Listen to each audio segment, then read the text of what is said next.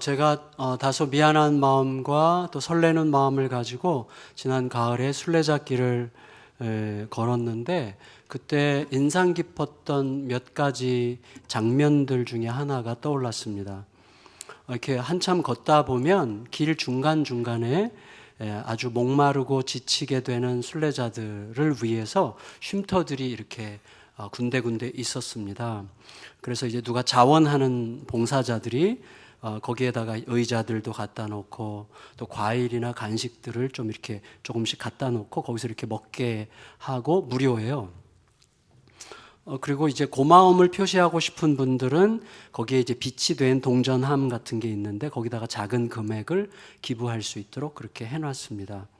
제가 한 번은 어떤 쉼터를 자주 들렸어요. 거기 도장을 받게 돼서 도장도 받을 겸 쉴 겸 해서 좀 지쳤을 때인데 거기서 쉼터에 있는데 아마도 미국에서 오신 관광객 몇 분인 것 같은데 그 중에 한 분이 그 동전함에다가 지폐를 넣었어요. 아마 $20 정도 되는 좀 큰 금액이었는데 그걸 이제 거기다 넣었어요. 너무 고마워서 그랬겠죠. 정말 고맙고 진짜 너무 감격스러워요. 그런 쉼터를 무료로 이제 준비해서 이렇게 먹게 한다는 게. 근데 이제 조금 있다가 쉼터 담당자가 급하게 오더니 다시 그 함을 열고 지폐를 꺼내는 거예요. 그리고 그분한테 넣으신 분한테 돌려주면서 이 큰 금액은 다른 필요한 곳에 쓰시라 하면서 여기다가는 작은 동전을 넣으시면 됩니다. 이렇게 이제 하는 거예요. 그때 이 잔잔한 감동이 이렇게 밀려오더라고요. 제가 유럽에 아주 짧은 시간 머무는 동안에 저에게 들어온 생각 중에 하나는 굉장히 다른 방식으로도 생각할 수 있는 거지만 저에게 생각된 것 중에 하나는 유럽의 교회가 해체됐다기보다는 형식적으로는 해체됐지만 실제로는 많이 사회화됐지 않았을까 이런 생각을 하게 됐어요. 교회가 많이 사회화됐구나. 그러니까 교회가 건물을 떠나서 생활 속으로 깊이 들어간다는 그런 인상을 좀 받았어요. 하나님으로부터 흐르는 신뢰와 사랑이 삶 속에 이렇게 많이 스며든 모습을 보게 됐습니다. 제가 마지막 그 산티아고 콤포스텔라라고 하는 그 마지막 종착지에 도착했을 때 도장 찍는 곳을 못 찾았어요. 그래서 막 헤매고 있는데 어떤 스페인 여자분한테 거기가 어디냐고 물어봤더니 이분이 따라오라는 거예요. 그리고 한참을 한 500m 이상을 절 데리고 가서 그 자리에 안내해주고 홀로 다시 그 비가 막 엄청 억수로 오는데 그걸 데려다가 주고 홀로 다시 돌아가는 뒷모습을 제가 보면서 굉장히 감동받았어요. 굉장히 감격스러웠습니다. 물론 여러분 교회가 텅텅 비어있다는 것은 굉장히 심각한 문제고 안타까운 문제라고 할 수가 있고 또 사회화와 세속화를 과연 어떻게 구분할 수 있겠는가 하는 부분도 숙제예요. 그래서 굉장히 예민하게 구분할 수 있어야만 하겠지만 반대로 교회에 사람들이 아무리 꽉꽉 들어차 있다고 해도 교회와 성도들이 복음으로 세상 속으로 스며들지 않는다면 어떤 걸까요? 교회는 오늘 본문에 예수님 앞에 등장하는 예루살렘 성전과 다를 바가 없지 않겠는가라고 하는 생각을 하게 됩니다. 오늘 그래서 이 본문이 우리 모두에게 굉장히 중요한 본문인 것 같아요. 6월절에 예수님께서 성전에 들어가셨습니다. 여러분 13절을 읽겠습니다. 13절 시작. 유대인의 6월절이 가까운지라 예수께서 예루살렘으로 올라가셨더니 14절에 보면 성전 안에서 그랬죠. 그러니까 예수님이 예루살렘의 6월절에 예루살렘 성전에 들어가셨어요. 자, 그러니까 예수님 6월절 성전으로 조합되는 어떤 각별한 그림이 이제 그려지게 됩니다. 여러분 아시듯이 6월절은 해방절입니다. 해방절. 이스라엘을 노예 삼은 애굽의 억압에서 벗어나 자유의 땅으로 향하는 해방절이 바로 6월절이었죠. 그런데 해방을 쟁취하는 과정에서 칼과 창 대신에 어린 양이 있습니다. 그렇죠? 그래서 해방의 결정적인 모멘텀이 뭐였어요? 어린 양의 피였죠. 그래서 하나님께서 마지막 애굽이 이집트가 이스라엘 백성들을 내줄 수밖에 없도록 마지막 어마어마한 재앙을 시행하시는데 애굽 땅에 있는 모든 가정의 장자들을 처단하시려고 하셨죠. 근데 어린 희생양의 피를 바른 가정마다 애굽 거주 장자들을 죽이시는 하나님의 예리한 칼날이 패스했어요. 그래서 패스 오버 했다 그래서 6월절입니다. 6월이 패스 오버 넘어갔다는 거죠. 따라서 여러분, 어린 양이야말로 해방을 위한 결정적 구원자였습니다. 어린 양이 결정적 구원자였어요. 그런데 세례 요한이 뭐라 그랬어요? 예수님을 보고 보라, 세상 죄를 지고 가는 하나님의 어린 양이로다 라고 말했죠. 그래서 어떻게 우리에게 뭘 가르쳐 줬어요? 우리를 노예 삼아서 우리를 억압하고 우리를 부려먹는 이 애굽이 바로 죄라고 하는 것을 우리에게 알려줬죠. 그리고 우리를 그 죄의 억압, 우리는 자유한 것 같지만 사실 죄가 시키는 대로 하는 건데, 죄의 억압에서 우리를 해방시켜서 자유케 하시는 구원자, 곧 6월절 어린 양이 바로 예수님이심을 선언했던 거죠. 반면에 성전은 뭐예요? 성전은 하나님께서 우리와 함께 하신다는 것에 대한 객관적 증표죠. 그래서 성전을 보면 하나님이 우리와 함께 하신다는 것을 느끼는 거죠, 항상. 그래서 성전은 하나님의 함께 하심의 객관적 증표로 거기에 있었던 건데, 여러분 아시듯이 마태복음에서 천사가 마리아에게 나타났을 때 예수님의 이름을 뭐라고 불렀어요? 임마누엘이라고 불렀죠. 임마누엘이 무슨 뜻인지 아시잖아요? 하나님이 우리와 함께 하신다죠. 다시 말하면 예수님은 이 땅에 성전으로 오신 거죠. 결국 6월절 어린 양과 성전의 의미와 목적이 예수님 안에서 완성되는 거예요.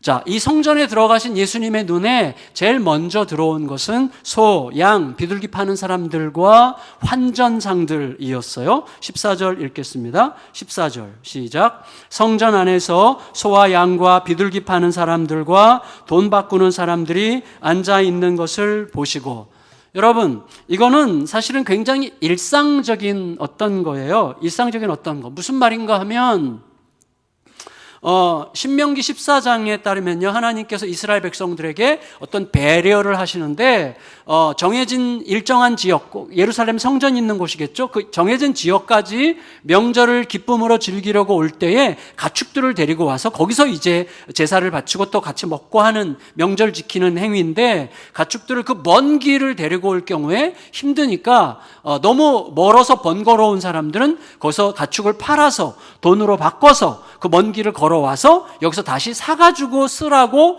하나님께서 배려해 주셨어요. 그런데 여러분, 따라서 이런 풍습은 거기서 예루살렘 성전 마당, 이방인의 뜰이라고 하는 그곳에서 사고 팔고 소도 사고 양도 사고, 그다음에 환전이 필요한 건 뭐예요? 디아스포라, 다 전 세계에 흩어져 있는 유대인들이 명절에 몰려오는데 자기가 쓰던 그 나라의 돈을 바꿔서 성전세를 내려면 성전세 내는 화폐, 순수 은으로 만든 은화가 따로 있어요. 그걸 바꿔서 이제 성전세를 내야 되는 건데, 따라서 환전상이 꼭 필요합니다. 그러니까 그들의 필요에 부응하기 위한 배려적 조치예요, 이것은. 그런데 우리가 알듯이 익숙함이라고 하는 것은 대개 독을 만들어내죠. 그래서 굉장히 친절한 사람에게 익숙해지면 약간 건방져질 수 있어요. 익숙함이 주는 독이죠. 굉장히 무서운 사람에게 길들여지면 평생 주눅든 시각으로 세상을 살 가능성이 있어요. 그러니까 익숙함의 독이죠. 그러니까 익숙함은 대개 독을 만들어내는 것처럼 시간이 흐르는 동안에 백성들에 대한 하나님의 이 배려를 이용해 먹는, 그래서 하나님의 배려를 이용해서 자기들의 이득을 취하려고 하는 욕망의 도구로 변질된 거죠. 그래서 깊은 기도를 위한 고요하고 경건한 공간은 다 사라지고 거기에 대신 짐승들의 울음소리와 돈 바꾸는 짤랑거리는 소리로 가득한 욕망의 소음들이 성전을 가득 채우고 있는 것을 예수님이 보셨던 거죠. 여러분, 처음에 시작은 하나님을 예배하는 거예요. 그리고 하나님의 구원을 노래하는 거죠. 그런데 여러분, 우리가 흔히 예측할 수 있어요. 제가 설교를 하다가 여러분을 막 저주하고, 어떻게 이렇게 말을 안 들을 수 있느냐, 이렇게 저주한다는 건 무슨 뜻이냐면, 내 설교를 예배한다는 뜻이에요. 무슨 말인가 하면, 이 귀한 시간에 어떻게 그럴 수가 있느냐. 여러분, 제가 설교하는 시간에 졸으셔도 아무 죄책감 느끼지 마세요. 졸더라도 그 자리에 있는 게 얼마나 귀한가. 저는 진심으로 그렇게 생각합니다. 이를 악물면서. 근데 중요한 건 뭐냐면, 여러분, 이런 거죠. 예를 들어서 아도나이 찬양대가 찬양하느라고 정성을 다했어요. 그래서 근데 하다가 실수하고 뭐가 박자가 안 맞고 막 그래서 막 엉클어졌는데, 그것 때문에 분열되면 어떻게 되는 거죠? 찬양이 절대화된 거죠. 다시 말하면 분열 때문에 싸우고 다투고 깨지잖아요. 그 말은 뭐죠? 훨씬 더 우리가 찬양하는 이유는 뭐죠? 하나님의 성품과 사랑을 흘려받아서 그것을 노래하는 건데 그 찬양을 더 잘하려다가 사랑을 잊어버렸어. 다시 말하면 하나님을 예배하다가 사실은 예배의 형식을 예배하게 되는 거죠. 예배를 예배하게 되는 거예요. 그게 무서운 현상이 생기는 것 똑같아요. 우리의 모든 삶에서 나타날 수 있는 현상들이죠. 처음에는 하나님을 예배하고 하나님의 구원을 예배하지만 예배의 공간과 예배의 형식과 예배의 절차, 예배를 만드는 어떤 프로그램과 전체의 종교적 체제가 절대적인 힘을 부여받게 되면 절대화되고 그 다음부터는 하나님을 예배하기보다도 예배의 형식과 예배의 공간과 예배의 절차를 예배하게 되죠. 예배의 절차가 어긋나는 것을 못 견디죠. 그래서 어떻게 해요? 하나님으로부터 얻게 되는 가장 위대한 것을 짓밟죠. 사랑이 없어지는 거죠. 예배를 예배하는 굉장한 모순이죠. 그런 것처럼 거기에 장사하는 사람들이 필요해요. 환전상들이 필요해요. 가축들이 필요해요. 그렇지만 그것만 남은 거죠. 예수님께서 마지막 때의 멸망, 마지막 때의 종말에 멸망할 때 어떤 현상으로 멸망할 거라고 그랬어요? 롯의 때와 노아의 때처럼 멸망할 거라고 그랬어요. 그러면서 하신 말씀이 롯의 때와 노아의 때 사람들이 갑자기 망했는데 그때 갑자기 망할 때 그들의 삶이 뭐였어요? 사고 팔고 시집가고 장가가고 집 짓고예요. 여러분, 사고 팔고 시집가고 장가가고 집 짓는 게 뭐가 잘못입니까? 아무 잘못도 안 해요. 그러나 그게 그들의 전부였기 때문에 심각한 잘못이죠. 우리들의 일상은 소중한 거예요. 그러나 소중한 그 일상이 우리의 절대적 전부가 되고 그것 외에는 더 이상 바랄 게 없는 게 되는 순간 저주예요. 우리는 일상에 묻힐 존재로 부름받은 게 아니거든요. 여러분, 이 귀한 것들이 오히려 그게 전부인 것처럼 그게 오히려 우선적인 것이 되어 있는 모습을 볼 때 예수님은 이 성전이 무너졌다는 사실을 이미 보시는 거죠. 여러분, 그래서 스가랴서 14장 21절에 무슨 말씀이 있는가 하면 성전에 다시는 장사하는 자가 없을 거라고 하시는 예언이 미리 있어요. 그래서 지금 예수님은 이 예언의 시행자로 거기 예루살렘 성전 앞에 계신 거죠. 물론 여러분, 예수님은 모른 척하고 지나가실 수도 있었을 거예요. 예수님이 그곳에서 무슨 말씀을 하시든 어떤 과격한 행동을 하시든 그 인간들이 변하겠어요? 절대로 안 변합니다. 우리가 조금씩 지혜로워지면 우리의 말로 사람들이 바뀌지 않는다는 사실을, 기막힌 진실을 알기 시작하죠. 알게 돼요. 우리의 충고와 훈계와 우리의 잔소리로 우리 자녀들이 절대로 안 바뀌잖아요. 여러분, 예수님도 아셨을 거예요. 예수님의 어떤 과격한 행동도, 예수님의 어떤 강렬한 그 메시지도 그들에게 어떤 변화를 즉각적으로 일으키지 못할 거라고 하는 것쯤은 예수님도 아셨을 거라고 생각이 됩니다. 그렇지만 예수님은 뭔가 조치를 취하기로 결정하셨어요. 이렇게 하셨죠. 15절 16절 읽겠습니다. 15절 16절 시작. 다 성전에서 내쫓으시고 돈 바꾸는 사람들의 돈을 쏟으시며 상을 엎으시고 비둘기 파는 사람들에게 이러시되 이것을 여기서 가져가라. 내 아버지의 집으로 장사하는 집을 만들지 말라 하시니. 여러분, 예수님께서 이렇게 하셨기 때문에 다음 명절부터는 싹 없어졌겠어요? 전혀 영향받지 않았을 거예요. 예수님께서 그걸 아셨을 거예요. 예수님께서 무슨 말씀을 하시든지 어떤 행동을 하시든지 사람들이 변화되지 않을 거라는 것을 아심에도 불구하고 하셨다면 다른 목적이죠. 이거는 소위 메시지예요. 예수님 어떤 메시지를 우리에게 던지시는 거예요. 메시지라는 건 뭐예요? 오늘의 사건을 위한 예수님의 선포이지만 그 선포는 내일과 앞으로 계속해서 이루어질 어떤 것을 바라보게 하는 힘이죠. 그게 메시지죠. 여러분, 예수님의 행동은요, 유월절 제사와 제사에 필요한 모든 가축들과 그리고 그것을 둘러싸고 일어나는 모든 종교적 행사들을 담고 있는 이 제사 제도가 폐지되었다고 선언하시는 것처럼 보여요. 뒤집어 엎으시잖아요. 그 현장을. 물론 여러분, 그곳에서 오랫동안 그게 일상이고 정상인 줄 알고 장사해왔던 모든 사람들에게 있어서 예수님의 이런 행동은 굉장히 폭력적으로 느껴졌겠죠. 그리고 예수님의 말씀은 굉장히 자기들의 기본적인 생계의 권리를 마치 굉장히 회방하시는 것처럼 느껴지지 않았겠습니까? 하지만 예수님은 이렇게 지금 말씀하시는 셈이죠. 그들이 매우 정상이라고 생각하면서 살아온 그것이나 혹은 그것을 매우 정상이라고 생각하고 싶어하는 현실, 그리고 그런 현실을 이런 정상이라고 생각하고 싶어하는 모순을 정상이라고 생각하게 만드는 사람들의 사고방식과 그런 현실을 보장하고 있는 사회 종교적 모든 체제가 틀렸다고 선언하고 계시는 거죠. 이렇게 뒤집어 엎으심으로써. 성전의 본질을 멸시하는 모든 행태들을 소멸시키려고 하신 거예요. 그래서 뒤집어 엎으시는 거죠. 예배를 빌미로 생계와 이득을 탐하는 것은 하나님과 자기 영혼에 대한 사악한 도발이죠. 그거는요, 하나님에 대한 도발이기 이전에 내 영혼에 대한 모독이에요. 우리는 예배를 드리는 자로 부름을 받았고, 예배를 드림으로써 내가 어디 있는지를 제대로 알므로 제대로 내 인생을 살기 시작하는 존재인데, 그 예배를 장사치의 어떤 얄팍한 계산으로 바꾼다면, 그러니까 가장 누추하고 보잘것없는 존재가 목회자가 목회를 이득을 위해서 하면 가장 누추한 거죠. 성도들이 신앙생활을 자기 이득을 위해서 한다면 굉장히 누추한 거죠. 우리는 그런 존재로 부름받은 자들이 아니거든요. 더구나 여러분, 지금 그 예루살렘 성전과 성전의 어린 양을 완성하시는 주인공이 지금 오셨고, 그분은 이렇게 할 권리가 있고 그렇게 하셔야만 되는 거였습니다. 그래서 그런 일을 메시지로 남기시는 거죠. 그럼 여러분, 약간 부수적으로 이렇게 왜곡된 현실을 엎어버리시는 예수님의 행동은 우리들에게 어떤 모범이 되어서 우리가 따라가야 될 어떤 행동을 요청하고 있는 것입니까? 우리들도 사찰에 들어가서 오물을 투척하고, 또 모슬림 모스크에 가가지고 건물에 어떤 테러를 가하고, 시골 마을 구석구석에 세워져 있는 천하 대장군, 지하 여장군 상들을 막 찍어서 넘어뜨려야 됩니까? 절대로 아니에요. 우리가 꼭 생각해야 되는 게 있는데, 무엇보다도 예수님은 성전을 청결케 하셨어요. 그걸 꼭 기억하셔요. 성전을 청결케 하셨어요. 사찰이나 모스크나 천하대장군상은 성전이 아니에요. 그냥 거기 두면 되는 거예요. 오히려 본질적으로, 또 궁극적으로 말한다면 성전은 뭐예요? 예수님이 거하시는 우리의 몸이죠.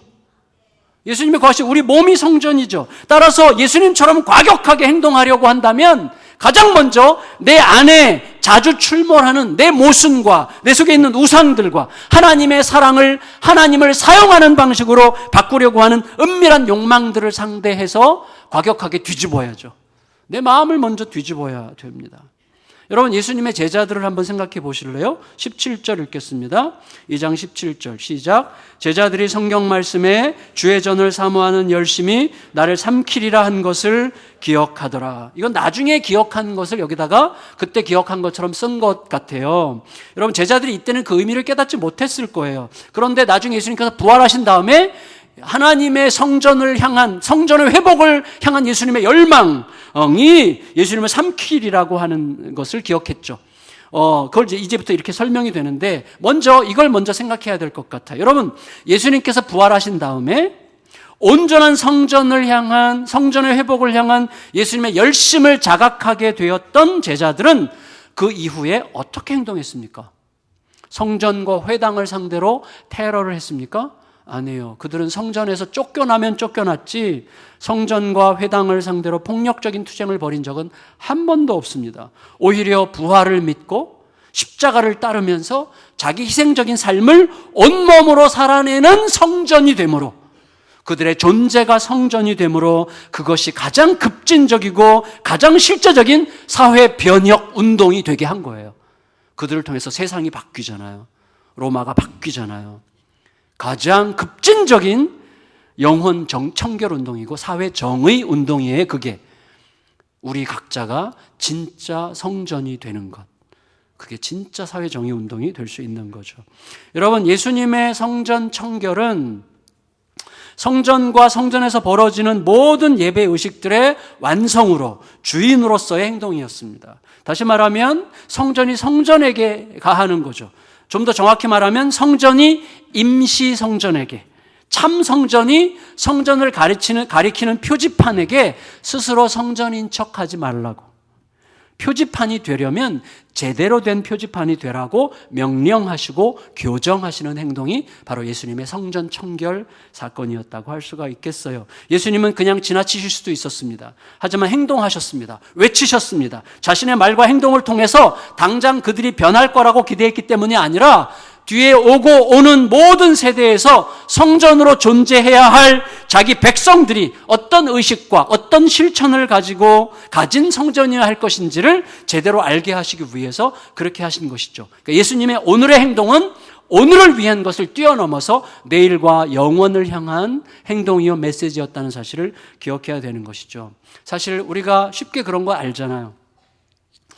그 전에 스티브 잡스라는 애플의 창립자가 스탠포드 대학이라고 아주 좋은 대학이잖아요. 그 대학에 졸업식 축사하러 갔대요. 이분이 대학을 중퇴하고 나서 세월이 한참 지난 다음에 대학교에 가본 게 그때 처음이래요. 그래서 그 학교 졸업식 축사를 하면서 이분이 두 가지를 굉장히 중점적으로 말하려고 했는데 그 첫 번째라는 게 뭐냐면 이어지는 순간들이라는 주제를 얘기하려고 했어요.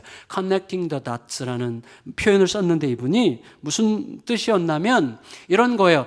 삶의 모든 순간들은 전혀 의미 없어 보이는 한 점 같은 순간들까지도 결국에는 미래를 향한 연결고리라는 것을 기억함으로 오늘을 살 때 연결고리가 된다는 거예요. 그걸 기억하지 않으면 그냥 방치된 상처로 떠돌다가 나를 망가뜨리면서 끝난다는 거죠. 그러니까 연결고리임을 기억할 때 연결고리가 되는 게 굉장히 중요한 거죠. 여러분, 이 스티브 잡스는 미혼모의 아들로 태어났잖아요. 그래서 엄마가 미혼모였고 대학원생인가 그랬다고 하잖아요. 그런데 누군가 입양을 보내야 되는데 좀 괜찮게 사는 집, 잘 배운 집으로 입양을 가서 얘를 대학까지 잘 좋은 대학을 보내기를 기대하면서 입양을 시켰는데 잘 안 돼가지고 좀 경제적으로 어렵고 좀 배움이 짧은 가정으로 입양이 되었어요. 거기서 자라서 돈이 많이 드는 대학을 갔는데 부모님이 그것을 충분히 이렇게 백업해 줄 수 있는 형편이 아니었기 때문에 미안함도 있고 막 그래가지고 학교를 이제 그만둔 거죠.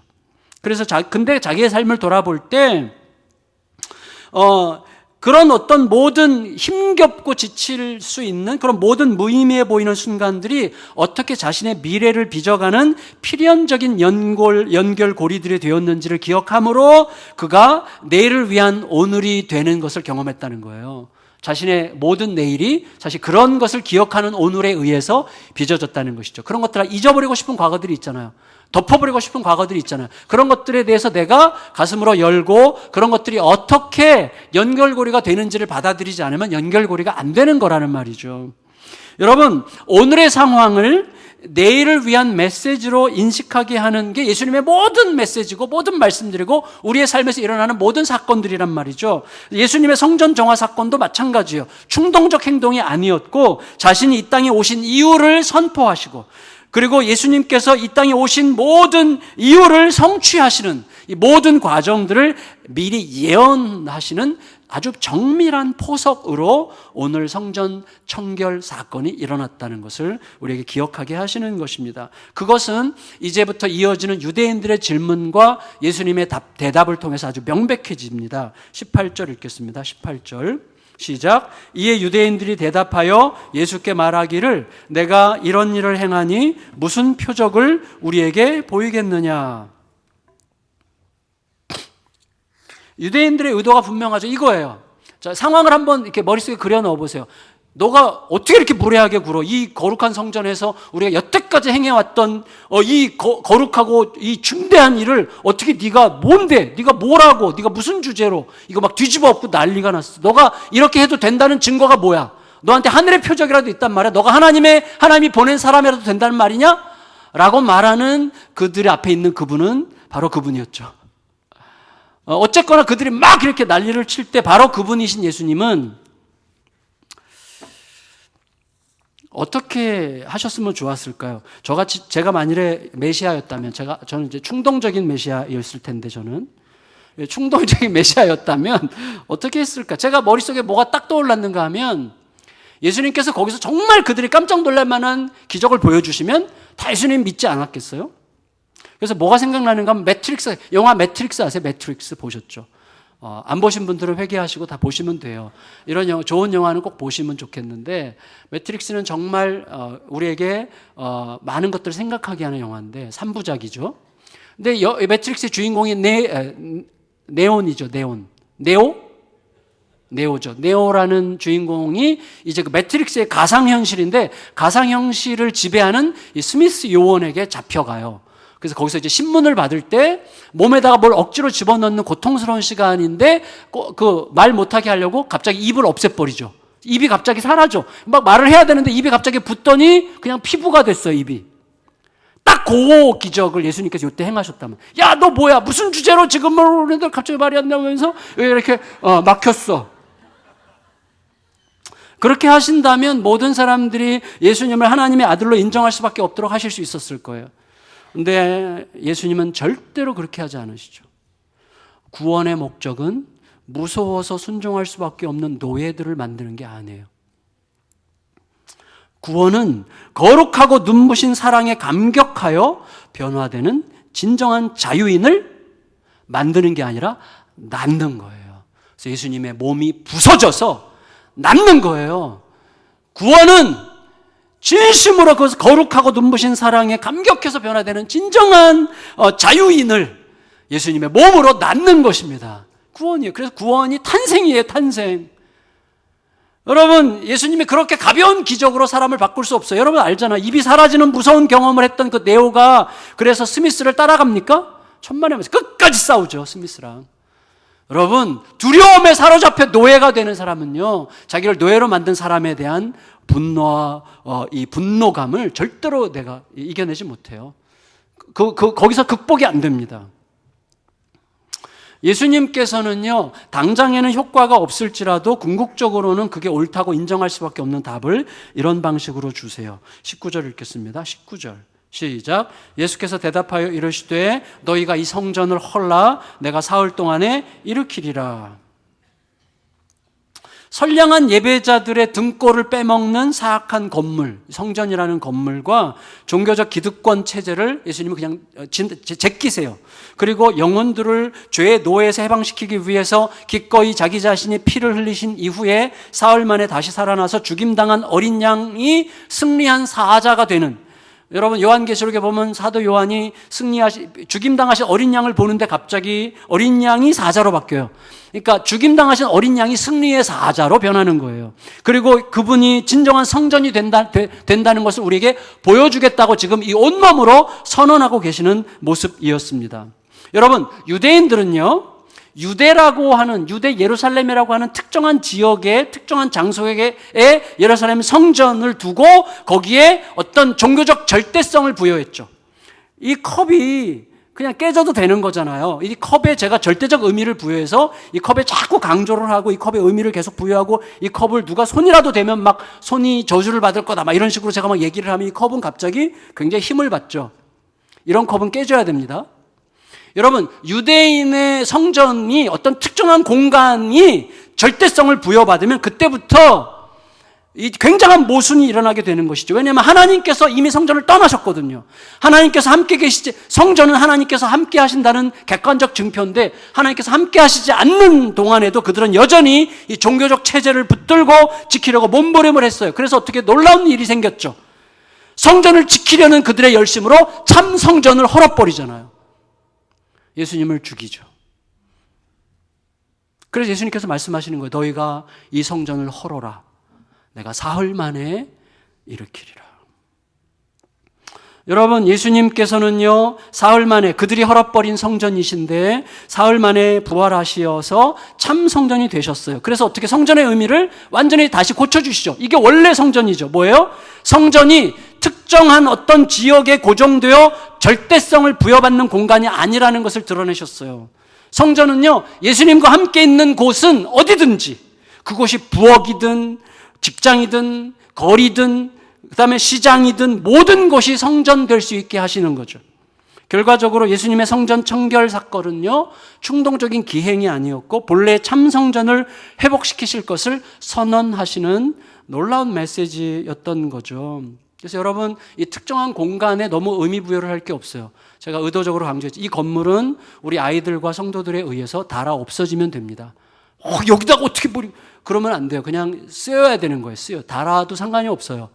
그냥 우리 성전이신 여러분들이, 우리들이 모여서 예배드리는 예배당인 거죠.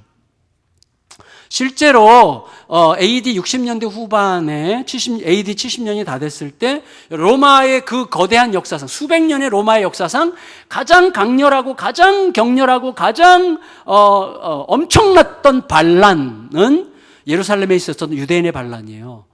그 로마 역사에 아주 강하게 기록되어 있는 건데 그때 로마가 엄청나게 긴장합니다. 그래서 그 당시 최고의 장군인 베스파시안과 그의 아들 티투스를 보내서 몇만 명의 군대를 보내요. 거기에 예루살렘 그 조그만 도시에 몇만 명의 군대를 보내서 완전히 초토화시키죠. 너무 긴장해가지고. 그때 처절하게 무너지고 그때 성전의 서쪽 벽 일부, 요즘의 통곡의 벽으로 알려져 있는 그 일부분만 남기고 완전히 소실되죠. 여러분, 하나님을 특정한 공간에 가두고 하나님을 전시물로 삼아서 하나님의 이름을 팔아서 욕망을 채우려고 했던 사악한 옛 질서가 해체되는 거예요. 여러분, 하나님의 함께 하심이라고 하는 이 눈부신 가치는 어떤 특정한 공간에 갇힐 수 없어요. 그 하나님의 함께 하심이라는 이 눈부신 가치는 건물을 때려 부수고 뛰어나와서 이제 우리의 존재와 우리들의 삶 속으로 스며드는 것입니다. 그런 의미에서 저는 교회가 정수장 같은 곳이라는 생각이 들었어요. 정수장. 사방에서 물을 받아서 깨끗이 순화해서 다시 흘려보내서 그들이 그 물을 마시고 생명을 얻게 하는 곳이죠. 우리는 계속 흘려보내는 곳이죠, 교회는. 하나님을 가둬둘 수 있는 곳이 아니에요. 여러분이 있는 그 자리가 하나님이 함께 계시는 성전들이 되게 하시는 거죠. 하나님의 함께 하심, 곧 성전은 나를 위해 너의 피를 흘리고 있는 세상에서 너를 위해 나의 피를 흘리시는 예수 그리스도의 희생을 통해 우리 안으로 들어왔어요. 그래서 우리는 어떻게 됐어요? 질그릇에 보배를 담은 성전이 됐죠. 그래서 어디든 우리가 가서 그곳에 가서 예수 이름으로 행하는 그곳이 바로 성전 되게 하는 자로 부름을 받은 것입니다. 지금 예수님과 유대인들이 논쟁하고 있을 때 그 성전은요, 헤롯 대왕, 그 당시 갈릴리와 유대 지방의 지역 왕이었던 헤롯 대왕이 이제 짓고 있었던 건물이었어요. 이거는 헤롯 대왕이 죽은 다음에도 한참 더 건설을 했대요. 엄청난 규모로. 그러니까 수룹바벨 성전, 학개스가라 시대에 졌던 수룹바벨 성전을 거대한 규모로 증축한 일을 했어요. 왜냐하면 이 헤롯이 비유대계 통치자였어요. 비유대계 에돔 출신이에요. 그러니까 자기의 정통성을 확보하고 자기의 위용을 과시하고 유대인들의 환심을 사기 위해서 이 거대 규모의 성전 증축을 한 거예요. 근데 그 모든 역사를 봤던 유대인들은 예수님께서 너희가 헐어라 내가 사흘 만에 일으키리라는 말씀 자체가 너무나 물리적으로 들리기 때문에 전혀 이해가 안 되는 거고 예수님의 제자들도 이해가 안 됐을 거예요. 거기에 대해서 이렇게 이야기하고 있는데 우리가 이거 읽고 정리할게요. 20절에서 22절 시작. 유대인들이 이르되 이 성전은 46년 동안에 지었거늘 내가 3일 동안에 일으키겠느냐 하더라. 그러나 예수는 성전된 자기 육체를 가리켜 말씀하신 것이라. 죽은 자 가운데서 살아나신 후에야 제자들이 이 말씀하신 것을 기억하고 성전과 예수께서 하신 말씀을 믿었더라. 여러분, 오늘 여기에 있는 우리들도 마찬가지인 것 같아요. 보이는 것에 갇혀 있잖아요. 들리는 것에 갇혀 있잖아요. 보이고 들리는 것에 의해서 형성된 머릿속의 지식에 갇혀 있잖아요. 내 지식, 내 경험, 내가 만들어진 어떤 기준에서 벗어나기가 거의 불가능합니다. 그것에 의해서만 살아가게 되는 거예요. 근데 여러분, 우리가 안다면 이거죠. 우리가 정말로 가만히 앉아서 강의를 듣고 세상 돌아가는 걸 보고 뉴스를 볼 때 우리는요, 굉장히 많은 것을 아는 것처럼 느껴요, 스스로. 내가 굉장히 많은 걸 막 팔짱 끼고 들을 땐 특히 더 굉장히 많은 걸 아는 것처럼 듣는 때인데, 근데 우리가 얼마만큼 아느냐는 언제 결정돼요? 우리의 삶이 얼마나 쪼잔한지를 보면 그때 알게 돼요. 우리의 쪼잔한 삶이 우리가 아는 것을 증거하는 거예요. 그 정도밖에 우리는 모르는 거예요. 알면 삶으로 드러나지 않는 것은 알미 아니잖아요. 우리의 쪼잔한 삶만큼 우리의 알면 그 정도란 말이죠. 거기에 우리가 갇혀 있어요. 그런데 우리의 경험, 지식, 그렇게 해서 형성된 기준들이 결국 우리의 삶을 소위 몰드하는, 그러니까 몰딩이죠. 이게 주형이죠, 주형. 거푸집 같이 그 모양대로 만들어지는 거예요. 우리의 삶의 경험, 지식, 그것으로 형성된 기준에 따라서 우리 인생이 형성되기 때문에 너무나 중요한 것입니다. 그런데 그것이 그렇게 중요한 것이라면 그것은 날마다 깨져야만 하죠. 그 기준이 그렇게 중요한 것이라면 날마다 깨져서 확장되어야만 소중한 것이죠. 확장되어야만 내 안에서 내가 상상치도 못했던 갇힌 삶이 아니라 훨씬 더 크고 넓은 삶으로 가게 되는 것이죠. 그래서 내 기준이, 내 한계가 끝없이 무너지고 확장되어야 돼요. 그래서 날마다 말씀 앞에 서야 되는 거예요. 말씀은 내 생각이 아니잖아요. 하나님의 생각이에요. 내 마음이 아니잖아요. 하나님의 마음이에요. 그리고 자꾸 가야 되고 말씀에 있는 대로 순종할 때 거기에서 내가 상상치도 못했던 새로운 창조가 일어나고 그 새로운 창조의 역사 앞에 서게 될 때 우리의 경험과 기준과 이 모든 지식이 확장되면서 점점 더 하나님의 새로운 세계 속으로 들어가게 되는 것이죠. 날마다 그 은혜가 필요해요. 그러니까 말씀 앞에 서야 돼요. 왜 큐티를 안 하세요? 진짜. 큐티 다 하죠. 다 하죠. 아직도 큐티책이 남아있단 말이에요. 그래서 여러분 나가면서 큐티책을 오늘 살려는데 여태까지 안 샀어 라는 말로 누가 볼까봐 못 사는 일이 없기를 바라요. 그럼에도 불구하고 사는 분은 좀 위대한 분이라고 인정합니다. 여러분 말씀을 마칠게요. 지난 금요일 아침에 큐티 내용이 뭐였어요? 예수님께서 바닷가에서 말씀을 전하시는데 무리들이 몰려오니까 예수님께서 배에 오르시죠. 그래서 거기서 이제 배에서 말씀을 전하시죠. 우리는 대개 그 장면을 보면서 무리가 너무 많이 밀려와서 좀 떨어져서 말씀하시려고 배에 오르신 거라고 생각하기가 쉬운데 맞아요. 그런데 그 이상인 것 같아요. 예수님께서 배에 일부러 오르신 것은 예수님이 어부가 되시는 저는 상징이라고 생각이 됐습니다. 여러분 말씀을 전하시던 예수님이 이제 배 위에 올라서 배에서 말씀을 전하세요. 그리고 뭐라 그러세요? 예수님은 그 말씀이 곧 예수님의 그물이죠. 그래서 베드로에게 물으세요. 깊은 데로 가서 그물을 던져라. 그 깊은 데는 어디예요? 지난밤에 베드로가 밤새도록 수고했지만 아무런 성과가 없었던 바로 그것. 더 이상 선한 어떤 열매와 결과를 기대할 수 없는 그곳으로 다시 가라는 거예요. 근데 이번에 갈 때는 뭐예요? 그물 가지고 가지 대신에 말씀의 그물을 가지고 가라는 거죠. 말씀에 순종하는 그물. 다시 말씀의 그물. 베드로가 정확하게 알아듣고 뭐라고 그랬어요? 내가 밤이 새도록 수고했지만 얻은 것이 없지만 말씀에 의지하여 가겠습니다. 그러죠. 그리고 그물을 던지고 거기에 많은 고기가 걷히죠. 그러고 나서 예수님께서 제자들에게 뭐라 그러세요? 다른 곳에서 내가 너희로 사람 낚는 어부가 되게 하리라. 무엇으로? 말씀의 그물로. 다시 말하면 그 그림은 배에 오르신 예수님이야말로 말씀의 그물을 통해서 사람들을 낚으시는 진정한 어부시라는 것을 증거하는 그림이었고 더 나아가서 우리를 그 진정한 어부를 따르는 어부로 부르신다는 그림이었습니다. 오늘 본문을 정리하면 성전이 성전에게, 참 성전이 임시 성전에게, 성전의 본체가 성전의 표지판에게 정신 차리라고 외치는 그림을 보여주죠. 그리고 결국 임시 성전, 성전의 표지판이 해체되죠. 무너지죠. 참 성전이신 예수님이 드러납니다. 그 성전이 결국 어디로 향할 것인지를 생각하게 합니다. 우리들은 이 그림 안에서 이 땅에서 내 안에 가득한, 이 세상에 가득한 수많은 비성전적 요소들, 성전에 있으면 안 되는 우상들을 몰아내고 간파하라고 하는 도전을 받습니다. 그리고 더 확장해서 말한다면 사람들로 하여금 우리를 보고 내가 바로 예수가 사시는 성전임을 알아보게 함으로써 그들도 참 성전이신 예수께로 가서 성전이 되게 하라고 하는 권면으로 우리들에게 들리게 되는 것이죠. 결국 온 땅에 가득한 성전들을 통해서 분노와 미움과 혼란의 세상이 차츰 포용과 사랑과 평화의 세상으로 바뀌게 됐죠. 제일 먼저 내 안에서부터 우리 가정 안에서 내가 있는 그곳에서 성전이 경험되기 시작하는 것입니다. 제가 유튜브를 통해서 또 하나를 봤는데 한 일주일 됐는데 서너 시간 동안 비행하는, 이게 실화예요. 서너 시간 동안 비행하는 아마 미국의 국내선인 것 같은데 기내에서 임산부가 갓난애를 안고 비행기를 탔어요. 아마 첫 비행기를 타는 것 같아요. 갓난애를 안고 임산부예요. 배 속에도 아기가 있고 애를 안고 있는데 여러분 아시듯이 이제 기압이 변화가 생기면 애들이 막 너무 힘들고 아파서 울기 시작해요. 근데 이 아이가 울기 시작해서 절대로 안 그쳐요, 울음을. 그러니까 비행기 안에서 이게 갇힌 공간이죠. 아이가 우는 걸 어떻게 뭐라 그러겠어요. 그 아이 갓난 아기가 우는데 애한테 와서 어떻게 설득을 해요? 그건 불가능하죠. 그러니까 불가능한데 너무 괴로워. 그러니까 근데 비행기를 어떻게 하겠어요? 피할 수 없죠. 그냥 공중에 있어요. 그러니까 피할 수 없는 현실인데 고통은 여전해. 아이는 아이대로 이해할 수 있지만 너무 힘들어. 그러니까 이 비행기 안에서는요, 예리한 긴장감과 불안과 혼돈과 짜증이 막 솟구치는 그런 분위기죠. 임산부가 너무 난생 처음 경험하는 거라서 막 너무 난감해가지고 어쩔 줄 모르다가 울음을 터뜨렸어요.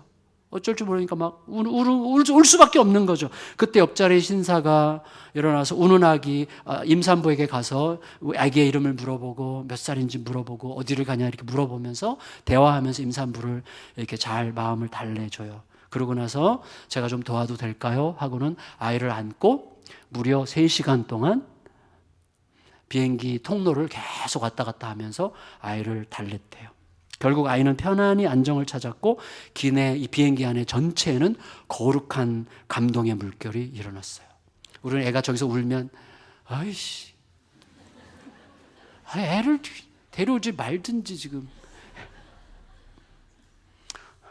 여러분, 저는요 이 잔잔한 영상을 보는 동안에 저도 모르게 그냥 눈물이 확 흘렀어요.